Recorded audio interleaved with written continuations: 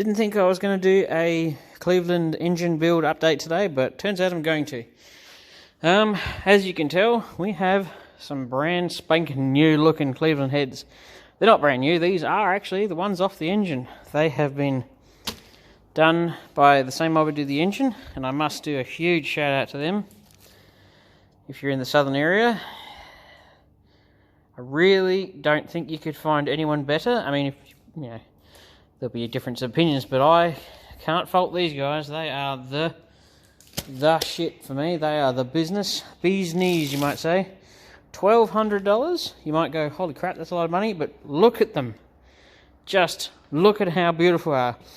I dropped the heads off. I gave them the cam specs so that the cam, the springs could be matched to the cam. They're like, I know it's hard to see, but they've got new valve stem seals.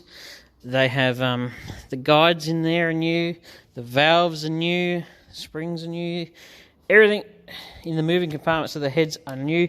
The heads are absolutely spotless. Holy crap, are they lovely. Look at that, it's just...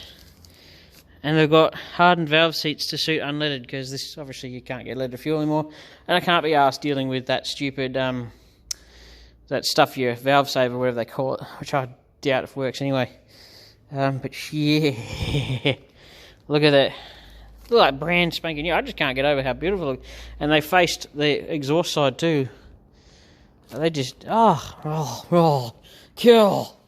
Also we have brand new push rods. There's my little locators for the heads. Two were stuck in the heads, two were stuck in the block. So I've got the ones out of the block, and then over here we have brand new rockers. Had a slight issue with these, even though they were... Yeah, so we had a couple of different sets of rockers, but they all have the same part number, so they should be the same, but we'll test them with our shiny new dial indicator. I've got a brand new electronic coil for the distributor. I'll be painting these, I might. Should I put them on the motor first and then paint them, or do I paint them and then put them on the motor? That's a very good question, Graham. But yes, I just had to do this bit at the beginning. I'll follow it up, but yeah, just sing out these guys. So the heads were $1,200. Like, I dropped off these most disgusting, scungy, fuck-looking heads, and they're giving me back these beautiful... That is money well spent. And they did the block and everything, so their side of things was...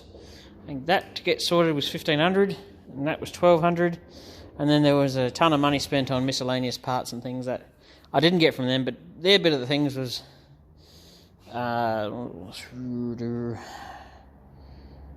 around $1,700, just under $3,000, which is just money well spent. Just can't get over how good they look. Look at them.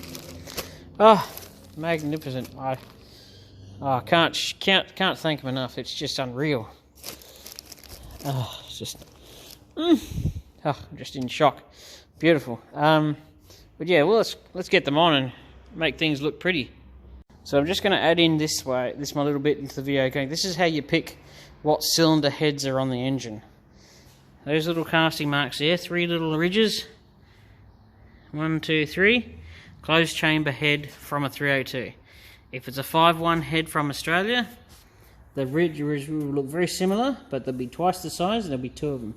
So you'll have like a join in the middle, and there'll be 2 like, I don't even know how to describe those. But see how there's 3 of them? 5.1 open chamber, there'll be 2 of them. 1 there and 1 there. And then on an American Cleveland head, there'll be neither of those 2. It'll look completely different. There might be just 1. And that's your easy way to pick externally whether or not it's got to have, where it's got 302 or 351 heads on it. I know people have put 302 heads on 5.1s. Hell, it's like a 50-year-old motor or something like that. A lot of them get screwed around with in those times. But you really shouldn't put 302 heads on a 5.1. Otherwise, they wouldn't be any different. 302 heads have closed chambers, so they've got much higher compression. So if you've got a 5.1 with those heads on it, make sure you got the right pistons to match. So you can mix and match them, but realistically, if you've got a 5.1 crank and rods, you should have 5.1 heads, which are open chamber, to account for the higher compression. And I'm sure that's going to open up a massive can of worms. But it also helps with like finding a second-hand engine or something that's come out of a car. It's a pretty good gauging exercise whether to tell immediately off the bat whether it's a 302 or a 351, especially if it looks all original. And if someone's claiming black and blue it's a 5.1 and you can see those 302 casting marks, I would strongly recommend you have a look at the motor a bit harder and check the stroke of it to doubly sure, because a lot of people claim 5.1, not always the case. Especially when you can see quite clearly it's got 302 heads on it. So that's your little guide to being able to pick the cylinder heads. You can't pick the blocks too easily. And at a quick glance, you put the engine side by side, both painted blue, you won't be able to pick them at a quick glance. They look identical, except the casting marks in the cylinder heads. So take the cylinder heads off, you still wouldn't be able to pick them. But I'm just hoping that information's a bit handy, especially if you're new to the game and you're buying second-hand parts and you suspect you're going to get ripped off. Someone claiming it's a 5.1 and it turns out not to be. Don't take them on their word. Measure the stroke. Take a spark plug out, put the piston all the way down, mark it, pull the piston all the way up, mark it. If it's 3 inches, it's a 302. If it's 3.5 inches, it's a 5.1. That would be a pretty quick way to tell. Or you just drop the sump and have a look at the crank. If it's got 302, 302. If it's got 351, 351. If it's got 4MA or 4MAB stamped into it, not cast into it, that's a 5.1 as well. Lots of little intricacies with the motors. I just don't like other people getting gypped on buying stuff that's claiming stuff, and then you see it and it ends up not being the case, and you go, well, you just got fucked over, didn't you? I just like helping people, and that information can help. It'll just make you raise an eyebrow to it, and you should look at the motor a little bit harder. But I mean, if they claim it's a 5.1, it's got 5.1 heads on it, there's a good chance it's a 5.1, because you won't put open chamber heads on a 302 because it'll be gutless as all hell. So I hope that helps, my ramblings. I don't want to get into any arguments with people, so just use that information at your leisure. Alright, so the heads are on, final. They've been torqued down. It was 55 foot-pounds, 75 foot-pounds, 105 foot-pounds. And that last one, you pretty much need muscles in your shit to be able to do them up.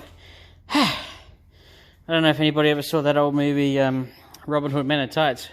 There's a blind character, and they're having a fight scene, and they're attacking, and he's attacking a post instead of an enemy.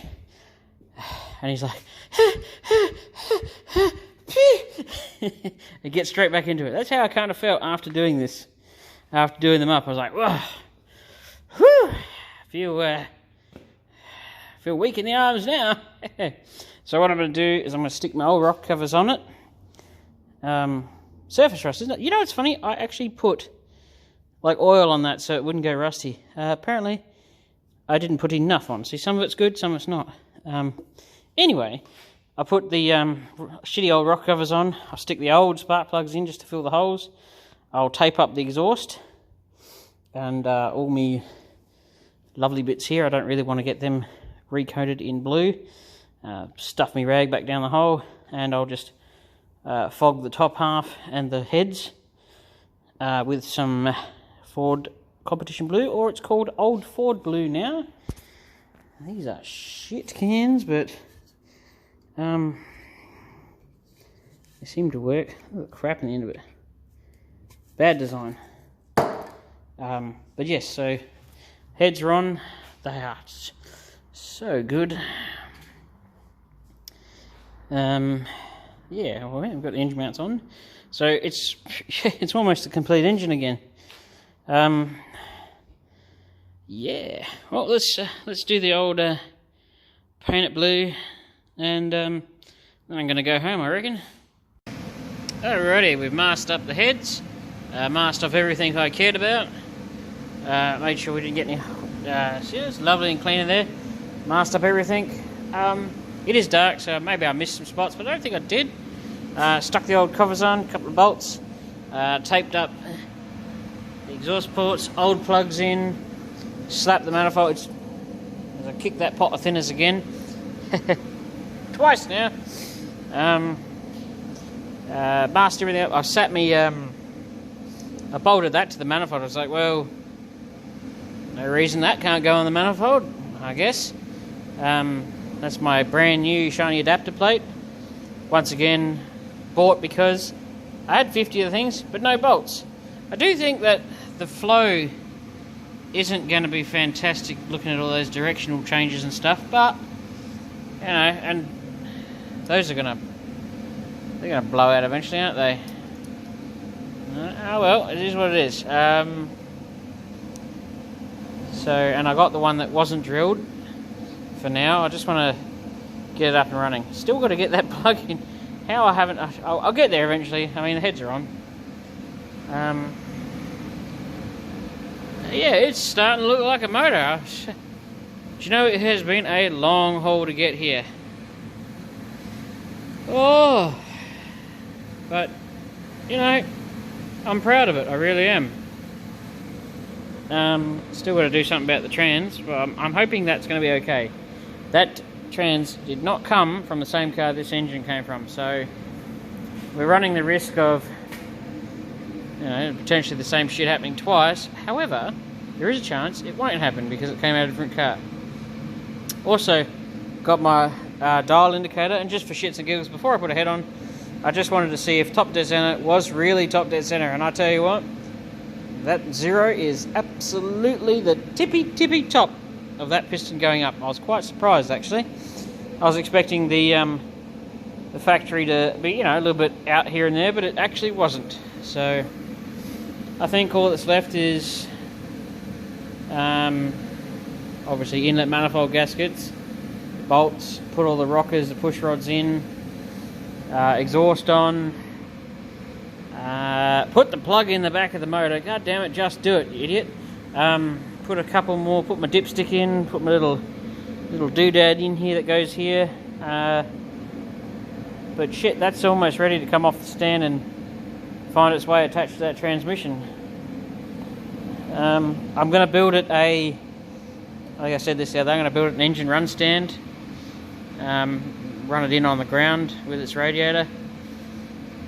Well, give it a fair go. The other option is to bring the car down here, the XB, and actually stick it in and run it in that. But I don't have an oil pressure gauge or a tacho, which is a little bit annoying.